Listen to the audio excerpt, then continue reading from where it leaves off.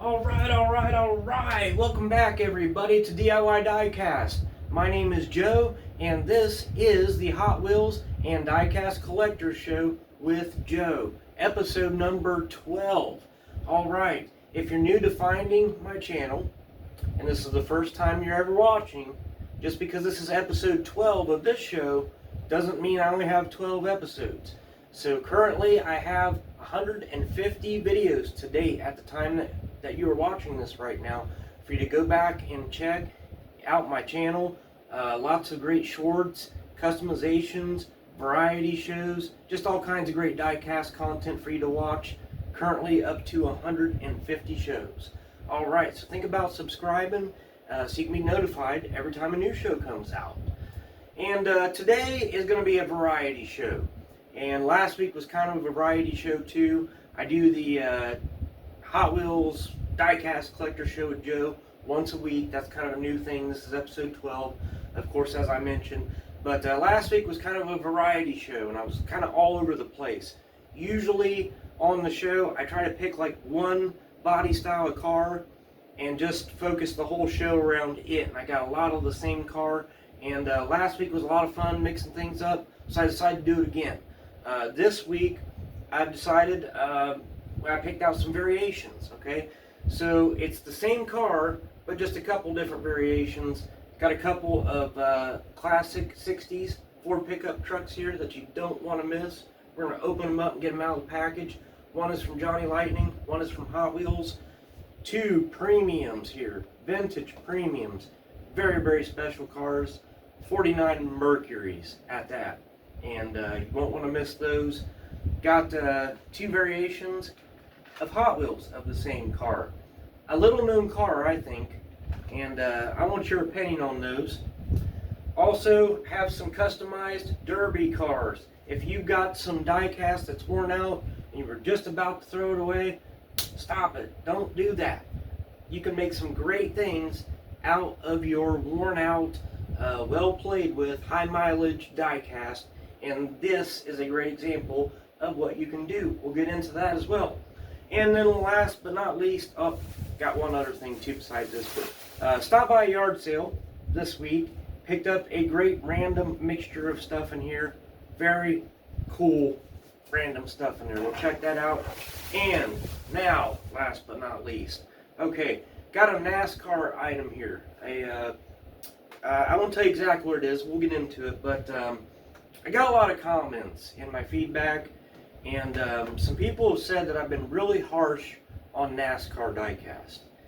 And if you've watched my previous shows and you have seen where I have featured NASCAR items, I may not have admittedly spoken the highest about them. The truth is that I do love diecast that is NASCAR related. I have a massive NASCAR diecast collection, and so I'm going to add one to the show from now on, just to include the NASCAR diecast collectors fans out there in the show. And this is a very special one. You will want to see this one if you are a NASCAR collector. And in the show later on too, I will kind of make an apology and an amends, and I will explain more in depth why I've been a little harsh on NASCAR. Once upon a time I was a NASCAR fan, believe it or not. It'd be hard to tell if you did see some of my previous shows. I was a little harsh on them. Okay, I apologize. Alright, so here's the part where I put you on pause, bring you up front and close for the action. Hang tight. Alright, before we get started, let's take a quick scan of the table. Here are those fantastic customizations that you can do with your junk diecast. I'm telling you, stop throwing them out. These things are pretty great, and you will see what I'm talking about. Alright, for our variations, these are two Ford pickup trucks we'll be getting into. Check that out. Is that cool or what? And so is that, and they're both 49 Mercuries. We're going to get those open, examine them as well. Our special featured NASCAR item for the week. We're going to do this every week. Add a NASCAR in the mix. I got plenty of interesting ones, and I know that you guys are going to like this one. Okay, variety yard sale bag. Yep. And little known Hot Wheels car. It kind of came and went. Here's two different variations of the same car. I want to see if you've even seen these before. Okay, so what shall we do first? All right. Well, let's go ahead and get into the yard sale bag and get it out of the way. I'll just start pulling them out and show you what I found at this yard sale. Alright, so three of the vehicles that I found at the yard sale were still carded, brand new in the package, and they were vintage. Alright, you will notice that this is a vintage Black Balls Hot Wheel. It's from 1996 and is called the Beach Blaster.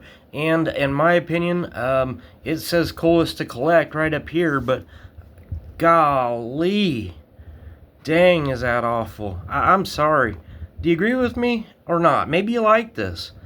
This looks like it's trying to be a Ford Aerostar cargo van with some custom windows in it, with a terrible 90s, late 80s retro color scheme. It's just horrible. It's so bad I had to have it. And there it is, the Beach Blaster. Alright, next up, now this is awesome, okay?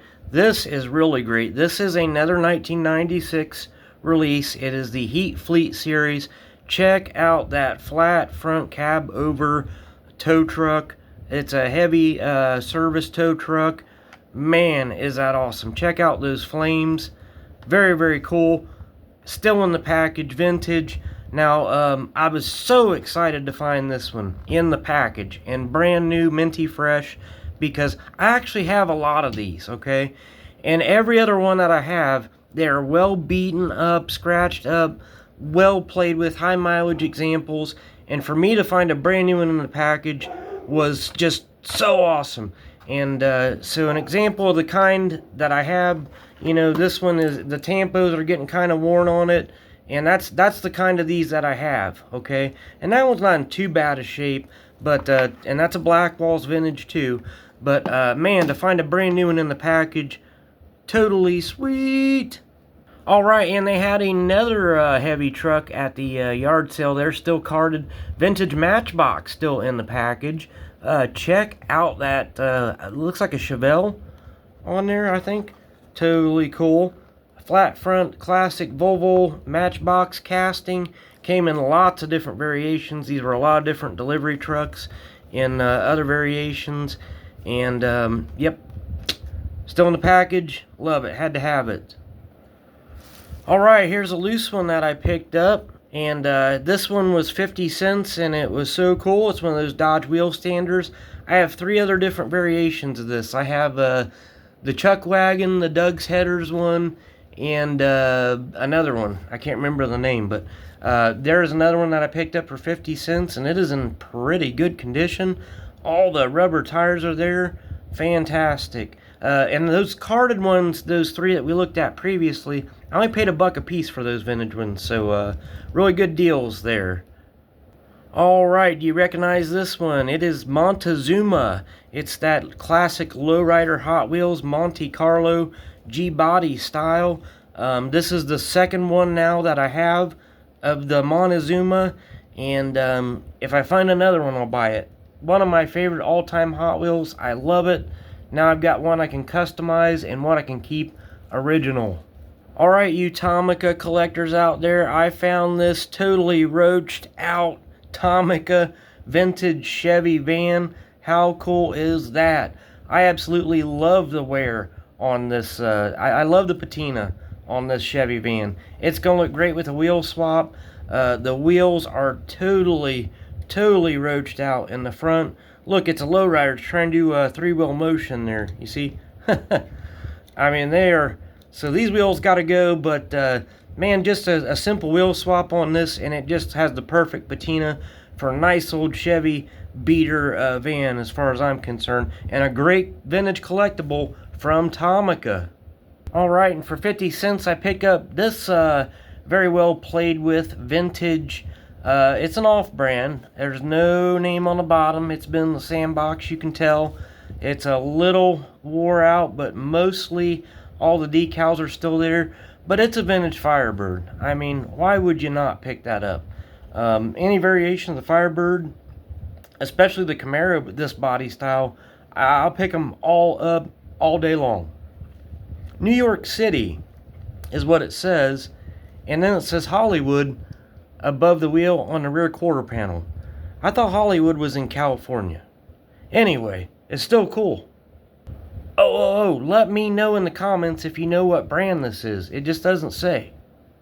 Alright, and last for that yard sale bag, 2 totally awesome Ford station wagons. One is a Yatming for sure. The other one has no name on the bottom. Okay? Can you guess which one is the Yatming? It's the blue one. The blue one is the Yatming. Vintage Yatming collectible in the Ford Country Squire station wagon. I do believe that's what they called it. It's kind of trying to do the lowrider 3-wheel motion too. That's pretty cool to have that feature in some vintage Yatming. But anyhow, this one has no name at all. The other one, okay? No name at all. Just says made in China. It's got a number on there. Doesn't say at all. This one says Yatming on the bottom. I've looked at these castings very closely. They look like the identical casting. Okay? Yatming collectors out there, I need your help. Is this one a Yatming? I have no idea. Did they make some that had their name on the bottom and some that didn't? And this one is missing the grill. I still paid the 50 cents for it. And that's what I'm going to get into next with these other derby cars over here, because this is why I buy this stuff. This wagon is still very totally cool to me. That paint and decal scheme just screams derby car, and it is a big body station wagon too. This is exactly what you would expect to see at the county fair in the demolition derby. Doesn't matter if it's missing the grill, just gives it that derby car character, and with a little details added, this thing can be a great derby car. And now let's get into the derby cars that I made out of some stuff like this. First up, I had this totally well played with, worn out 1974 Charger. It was beat up pretty good. It was just about to make it into the trash. Instead, look what I did. I made a totally awesome, rusty patinaed derby car out of it. And I think it looks fantastic. I even put like painted in truck cab lights on it. And check out what I did for the exhaust straight pipes coming right up out of the hood. Those are little tiny hobby nails. I just bent in, super glued them on the front, make it for a very realistic looking derby car. There's one example. Here's another great derby car I made out of a, this was some kind of safety patrol car from Matchbox. And I added a little bit of paint. Good thing about the derby cars is you don't have to do a great job when you're painting them. Those guys spray paint those things anyway. They're supposed to look terrible and scary and mean. And I did the same with the little hobby nails. Glued them on there and made some open headers right up through the hood. Totally fantastic example of what you can do with some of those junk diecast cars you have. Do you like the truck demolition derbies? Hey, me too. So I made this old beat up Dodge Dakota into a derby truck. Again, use the hobby nails to put the open headers. This one's a 6-cylinder. I don't know, it could have been a V8, but and anyway, got the different color body panels going on, and I think it just made a fantastic derby car where otherwise it was earmarked for the diecast junkyard or the garbage. Don't throw them out. Do this. Why not a school bus? Have you ever went to the local track or the fairground and watched the school bus figure 8 demolition derby? They are absolutely fantastic. And this is my version of the figure 8 demolition school bus. Alright, let's go ahead and get into the variations. Okay, so here's 2 Hot Wheels cars. My question for you is, have you seen this car before? It is the Alpine A110, and then you'll see that there are 2 different variations of the exact same car. This one just the Alpine A110 on top. This one at the bottom, Alpine A110 Cup, okay? Now, it says new for 2019. I never even knew that this car existed. And I fancy myself a pretty knowledgeable car guy, never even heard of the Alpine A110. And I like it. I think it's very cool. Kind of reminds me of the Hyundai Tiburon from the 90s, doesn't it? And there it is in a fantastic, that is just a beautiful metallic blue paint on that with some great wheels. They decaled in the headlights and gave us some great details. Even the back license plate is there. Have you ever seen it before? In either variation. Here is the Cup Racing version. And I like it. I haven't seen it in any other besides these two. Do you know, did they make any different colors of these or variations? Let me know in the comments. Okay, two more variations. It's these fantastic Ford pickup trucks. And we are going to get these out of the package. Get them breathing air again. This one's been in the package a very long time. Let's go ahead and save it immediately. This is the vintage working class truck and SUV series. Got the license plate here with it, Washington Dirt Boy. They're calling this truck. Totally cool. Early 60s to mid 60s Ford pickup truck there. Looks like it has an opening hood. Let's get it open and check out the details. Alright, I love it. Instantly, I am in love. Okay, this thing is awesome. First thing I want to tell you is I about got a hernia when I took it out of the package because this thing is heavy. I mean, this thing is solid, metal, base and all, real rubber tires. For some reason, it's like they've got lead packed in this thing somewhere. Great opening hood. Look at all the room you used to have to work on a vehicle back in the old days. Fantastic. And I absolutely love it when they give us a die-cast car with an opening hood and the hood stays open on its own and it's not like, oh, it won't open. Oh, I can't stand that. But very nice job, Johnny Lightning. That hood stays open just like it should. The details on this classic Ford pickup truck are just excellent and right on point. Look at the tailgate latches colored in there. Absolutely amazing detail. Also noteworthy to point out that this license plate that came with that truck, metal also. That's metal as well. I was sure that was plastic. Okay, now here is the Hot Wheels version of that same Ford truck, and in my opinion, this is as premium as 164 die-cast scale gets for Hot Wheels mainlines. Check that out. Longboards, Hot Wheels longboards, decals, Mosier tires, decal on the rear bed side. I just love the paint job. Just love the casting. I love that it's lowered and that the wheels are stanced. Fantastic casting. One day I'm sure I'll wheel swap this one. Let's get it open. Yeah. That thing is mean. Dang. I mean, can you just picture this thing doing some smoky burnout circles in a parking lot somewhere? That thing is so rad. Check it out. Hot Wheels longboards. Hot Wheels, give us some more variations of this one. Alright, now let's get in these two totally awesome, different 49 Mercury variations. First, let's start with this totally awesome Hot Country by Racing Champions. Steel die cast, 1/64 scale, Alan Jackson, 49 Mercury. And if you are a vintage country music, and it's hard to kind of call Alan Jackson vintage country music because I was a young kid when he was in stardom, and I hate to think of myself as being that old, but anyhow, you may recall that he had the one song where he sings that he is crazy about a Mercury, one of his hit songs, Crazy About a Mercury, and here is Alan Jackson's 1949 Mercury. Let's get this out where most people would not open this up, only on DIY Diecast, folks. That is smooth. That is so great to see it out of the package in all of its glory.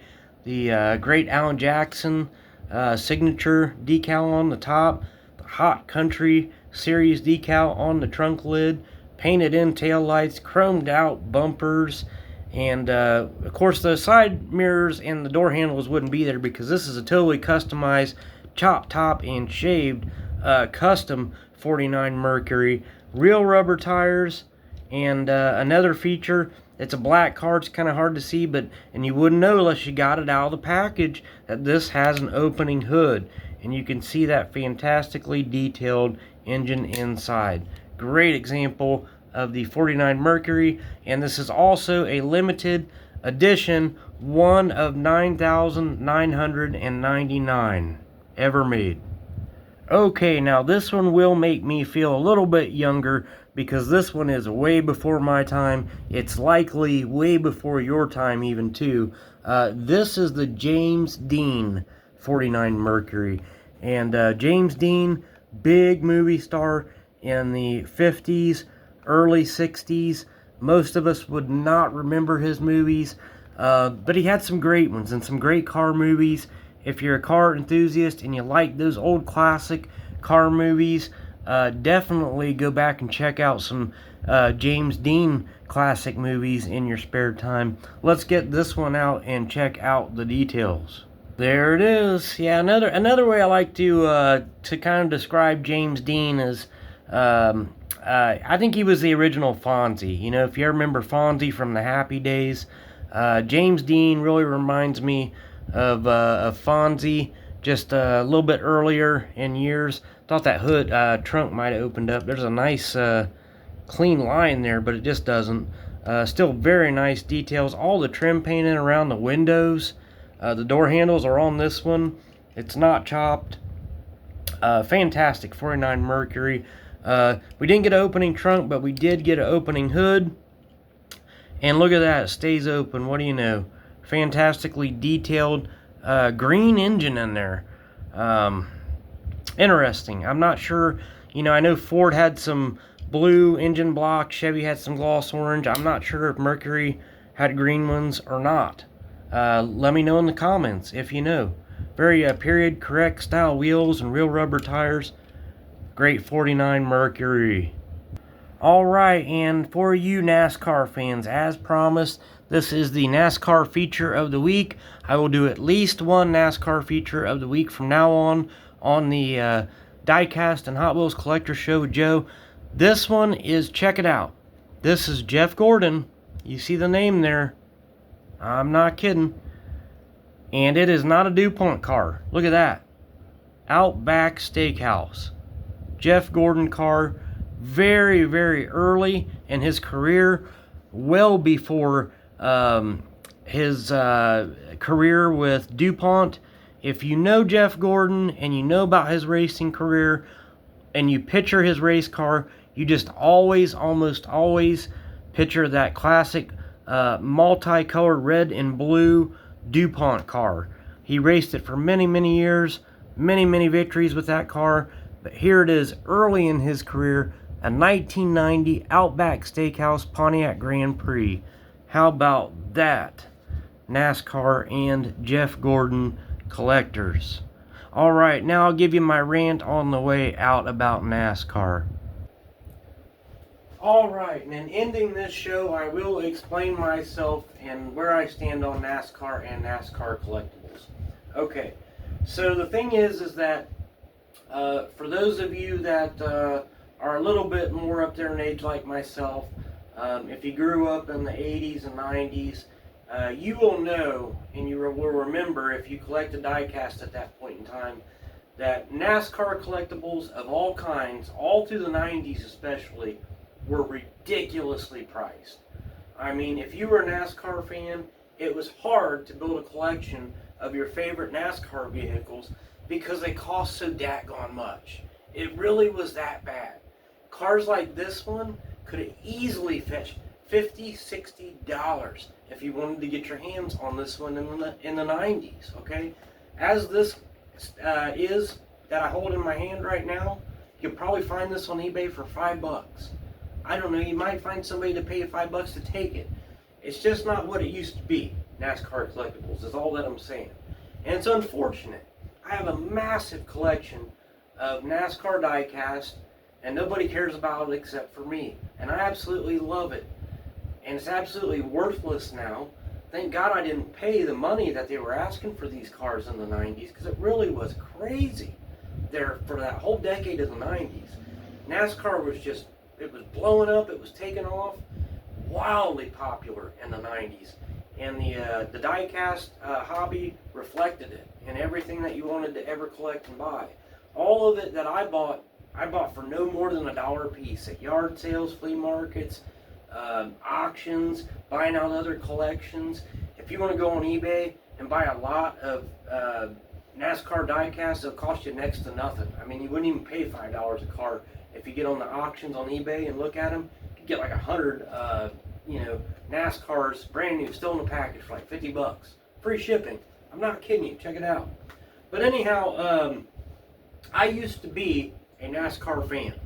Die hard. If you can remember Sterling Marlin, that was my favorite driver. Oh yes, I had the leather two-tone black and gray Coors Light jacket. I sported it around everywhere in a true Joe Dirt fashion. But that, he retired, and I never really moved on, because it seemed like right after he retired, there was a massive change in NASCAR, and this is where a lot of my frustration lies with NASCAR. Okay, once upon a time, when you sat down on Sunday and you watched a 3 to 4 hour NASCAR race, depending on how many laps they were, it used to be that the first car across the finish line was the winner. And I absolutely loved watching races back then, okay? I was on the edge of my seat every Sunday rooting for my favorite driver to cross that finish line first and be the winner, okay? But NASCAR, and if you're listening to NASCAR, you really dropped the ball. You lost me. I clocked out right as soon as you went and did this. They changed the rules for some reason, okay, to where now, and for a long time, it's been decades now since they made this rule change, but now in NASCAR, the first car across the finish line isn't necessarily the winner anymore. I mean, what's a race? I mean, you take a foot race, you race your friend, the first one across the finish line is the winner, right? Not in NASCAR anymore. Now you got to get a calculator out, and you got to go, all right, well, my favorite driver crossed the finish line first, but this guy led 50 laps in the race, divided by the 300 laps in the race, times pi, divided by 13, and then you have to do that for every race throughout the whole season to determine who the winner is. No thanks. I was done with math when I got out of school. I don't think it has any place in trying to figure out a race. The first person across the finish line is the winner in my book. So as soon as they started all that madness out and I couldn't even tell who the winner was at the end of a race, I was out, okay? Still love my vintage NASCAR diecast collectibles, but I'm not a fan and don't watch it anymore. Okay, thanks for listening to my rant. Thanks for watching the show. I hope that you liked the variety that we had this week. If you did, subscribe and check out what's coming up next week. Also, again, if you're new to finding this channel, and this is the first time you're watching DIY Diecast, I have 150 videos to date in my history content. So check some of them out. I'm sure to have something in there of interest to you if you are a diecast fan. Again, thanks for watching, and we'll catch you next time.